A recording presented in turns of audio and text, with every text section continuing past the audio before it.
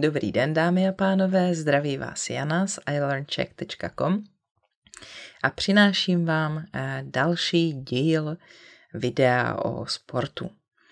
Minule jsme se věnovali míčovým hrám a takovým vodním a outdoorovým sportům a dneska budeme mít zimní, trošku atletiky a ještě něco, co tady v těch kartičkách zůstalo.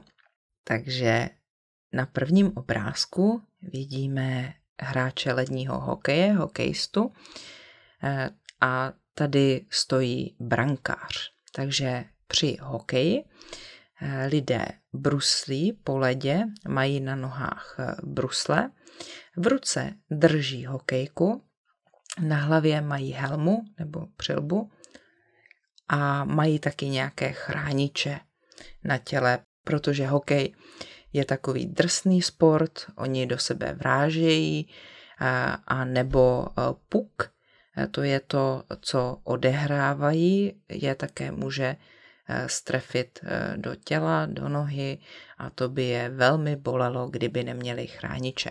Samozřejmě, že brankář má nějakých těch chráničů nejvíc a taky má trochu odlišnou hokejku. Takže hokejisté bruslí, jezdí po ledě a střílejí na bránu, snaží se dát gól, skórovat.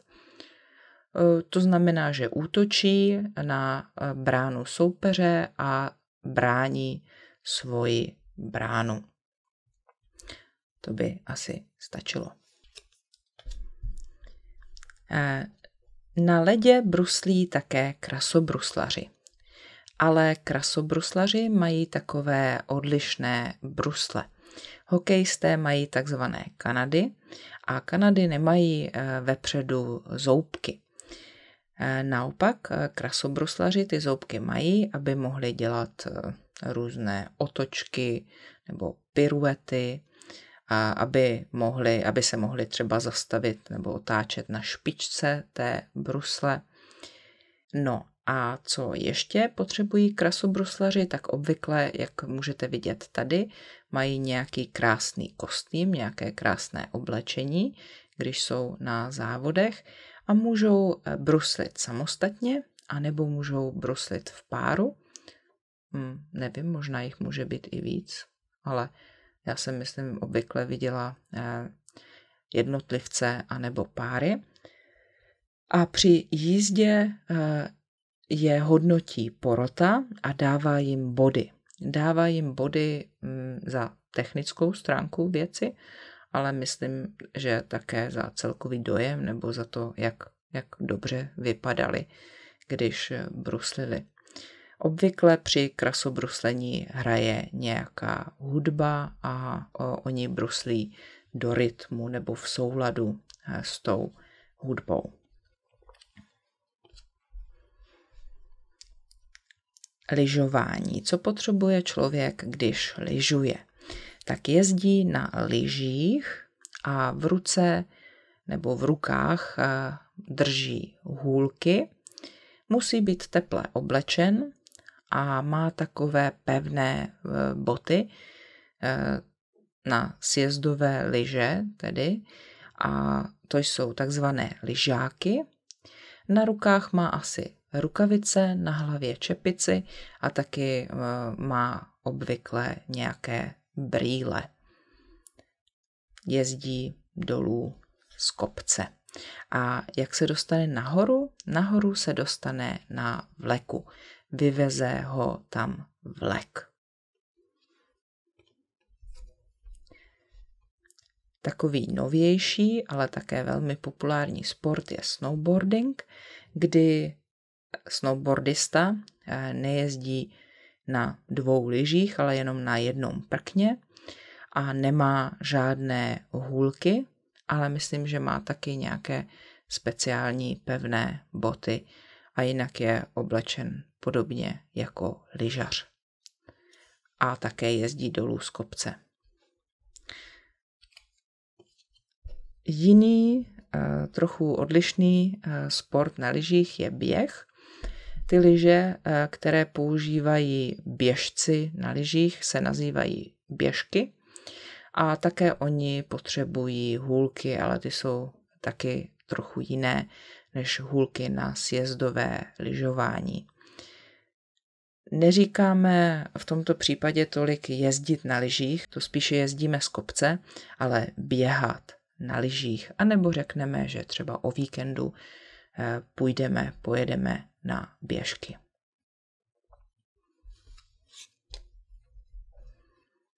A teď už se přesuneme zase do lepšího počasí, abych tak řekla, a uvidíme několik atletických disciplín. Samozřejmě, že člověk může běhat nejenom v rámci atletiky, nejenom na stadionu a na dráze, ale může běhat také v přírodě. Když běháte závodně, tak můžete běhat krátké tratě, sprinty, anebo dlouhé tratě na několik kilometrů, nebo dokonce maraton, 42 kilometrů. Na běhání člověk potřebuje nějaké dobré boty a potom už záleží na počasí, jaké oblečení. Pravděpodobně to bude nějaké funkční oblečení, které odvádí pot a zároveň je dost měkké a ohebné, aby bylo pohodlné v něm běhat. Běhat může člověk také přes překážky. Vybavení je stejné.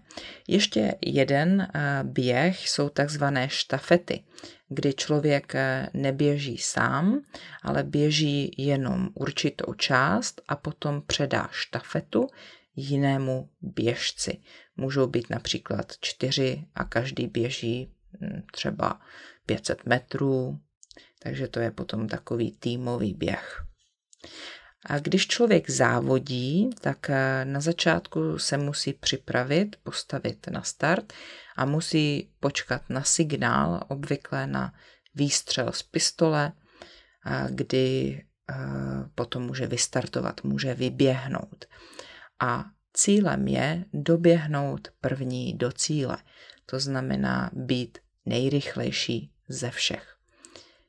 Ale jestli člověk třeba na začátku opakovaně vystartuje příliš brzy nebo udělá jinou chybu, tak může být diskvalifikován. To znamená, že jako vypadne z toho závodu. Na stadionu také lidé skáčou do výšky a nebo skáčou do dálky.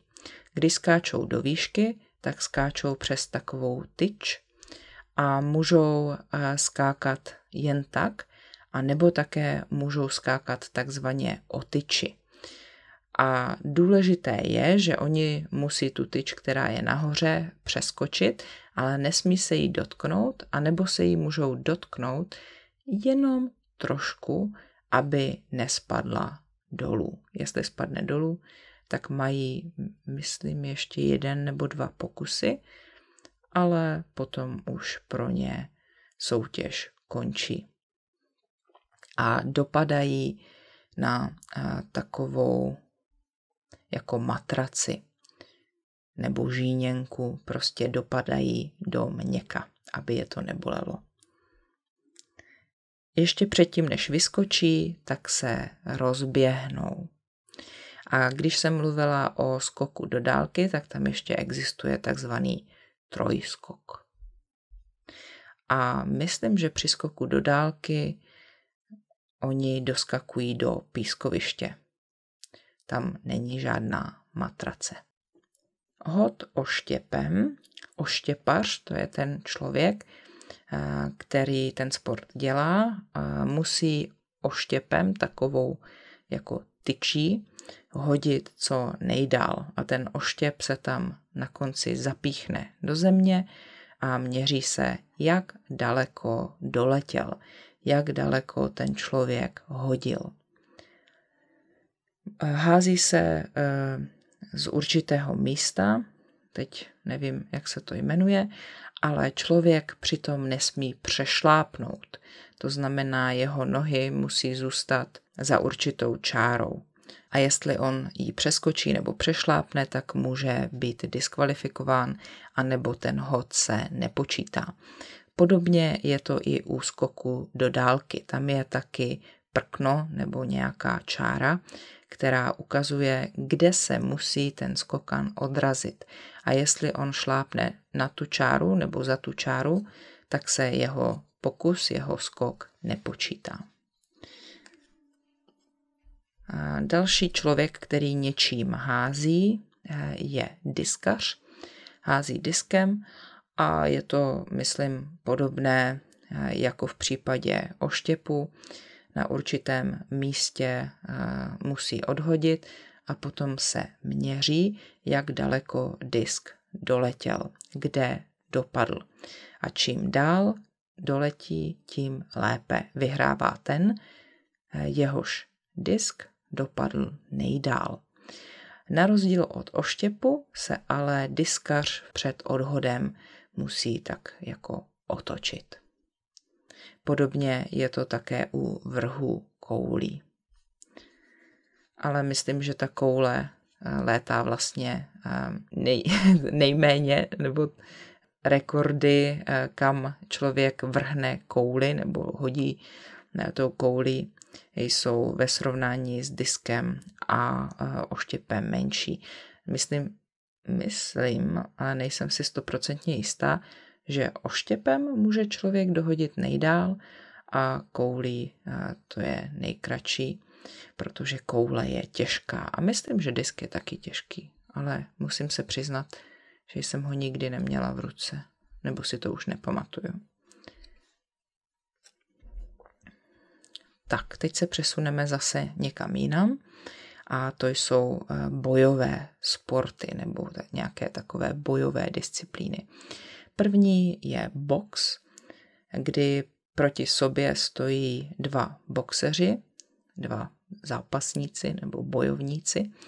Mají na rukách rukavice a stojí v ringu a dávají si rány, boxují a cílem je zvítězit nad tím protihráčem, srazit ho k zemi, aby on už nevstal, anebo mu dávat určité rány, za které dostávají body možná, ale já nemám box ráda, nerada se na něj dívám, takže víc nevím. Jenom myslím, že když se chce jeden hráč nebo jeden boxer vzdát, tak hodí do ringu ručník, nebo možná jeho trenér to udělá. To znamená, že se vzdává. A karate, to je bojové umění. To, co má karatista na sobě, to je kimono. A když se člověk v karate zlepšuje, nebo možná také složí určité zkoušky, tak dostává pásy různé barvy. A jestli se nepletu, tak nejvyšší úroveň, nejvyšší stupeň je černý pás. Jak vidíme, tady ten karatista přerazil možná 2 prkna, nebo nevím, co to je za desky, 2 desky, ale karatisté můžou také bojovat proti sobě. No a proti sobě bojují taky judisté. A myslím, že i judisté bojují v ringu nebo na nějaké jako podložce nebo na vymezeném místě. A myslím, že cílem judisty je dostat toho protivníka na zem a udržet ho na zemi. Nevím, jestli by ho měl dostat mimo tu podložku, to je možná sumo, to možná trošku pletu. Takže judisté a další bojové umění. Vzpěrač zvedá činku. Tohle to je velká činka a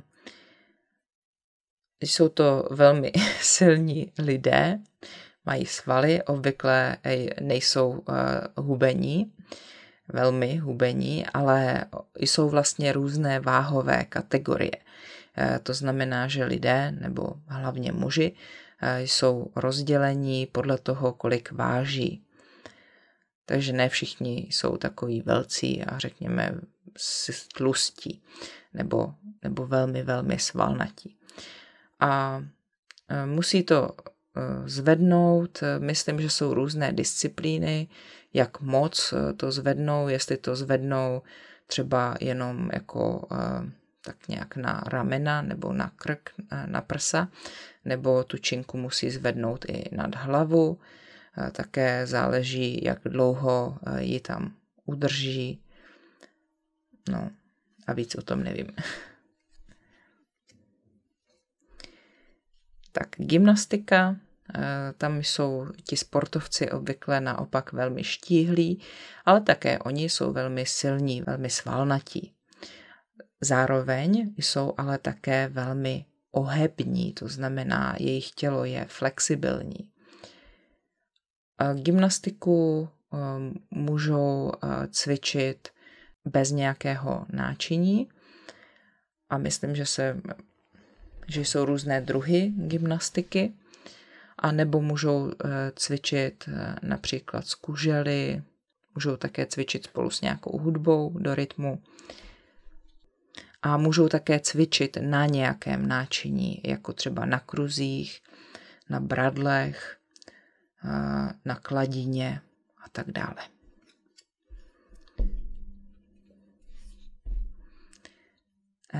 Aerobik, to je taková aktivita, kdy se cvičenci, lidé, pohybují do rytmu hudby.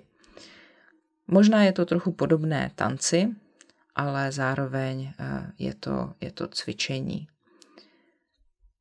Je to takové rychlejší a rytmičtější. A člověk to může cvičit také sám. Co na to potřebuje? Potřebuje nějaké funkční oblečení, pohodlné boty a možná něco, do čeho si bude utírat pot, protože se asi spotí. Je to takzvané aerobní cvičení, proto aerobik. Tak a poslední sport, který tady mám, je šerm. No, o šermu jsem si musela trošku přečíst, abych o tom mohla mluvit. Takže šermíř má nějaké speciální oblečení, chrání si obličej. Nevím, jak se to nazývá, to, co mu chrání obličej. Vidíte, že má jednu ruku tak elegantně za sebou a v druhé ruce má zbraň a dočetla jsem se, že se tomu říká buď fleret nebo kort, a nebo taky to může být šavle. A musí se trefit do těla protivníka a on ho buď bodá, píchá, a nebo v případě šavle může i sekat.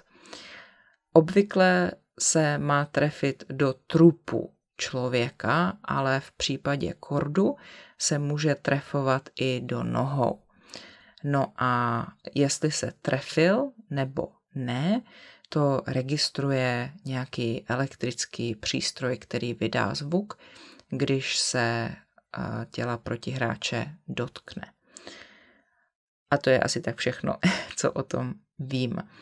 Každopádně šerm může být i historický, kde potom ti lidé můžou mít na sobě brnění, takové těžké, kovové, a šermovat můžou také meči, které drží buď v jedné ruce, anebo v obou rukách, protože jsou těžké. Tak, nepokryla jsem všechny sporty, nemluvila jsem o všech možných sportech, ale bylo jich dost. Takže doufám, že se vám to líbilo, že jste se naučili něco nového a omlouvám se, jestli jsem neříkala všechno úplně správně. Omlouvám se těm z vás, kteří ty sporty znáte lépe než já. Jestli se vám moje video líbilo, prosím dejte like, sdílejte, přihlaste se k odběru mého kanálu a podpořit mě můžete také tím, že si něco koupíte nebo mi pošlete své finanční díky na www.janaslav.cz a nebo mi tady dáte super thanks. Předem vám moc děkuju a také děkuju všem, kteří už to udělali. Pomáhá to. Mějte se krásně, nashledanou.